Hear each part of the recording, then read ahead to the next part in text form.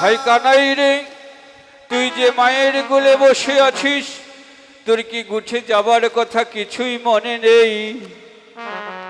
ভাই কানাই, একবারে ভালো করে তাকিয়ে দেখ, গুছের বেলি ওদিক হয়ে যাচ্ছে, দেনু বৎস সকল বাধা রইয়াছে।